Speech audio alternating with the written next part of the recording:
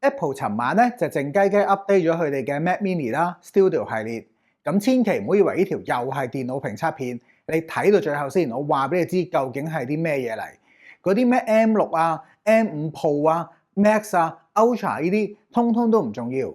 最簡單，如果你係一個入門級影相或者少少剪片嘅人咧，其實你買部最平嘅 M6，跟住將個記憶體升級到32GB，容量有512GB 咧。其實都夠你用㗎啦。萬一容量真係唔夠，你可以買呢啲外置 SSD 擴充翻個容量。但係作為一個攝影導師，我真係見盡好多嘅同學買電腦淨係睇 CPU 啊、RAM 啊、storage 嘅呢啲，但係永遠忽略咗嘅就係個熒光幕啦。因為無論你嘅攝影器材幾靚都好，你個執相技巧幾好都好，熒光幕先至係最重要，因為你係用佢嚟到睇翻你嘅作品㗎。咁所以買 Apple 電腦嘅時候，記住預翻啲錢買佢嘅熒光幕。普通用嘅 Studio Display 已經足夠㗎啦。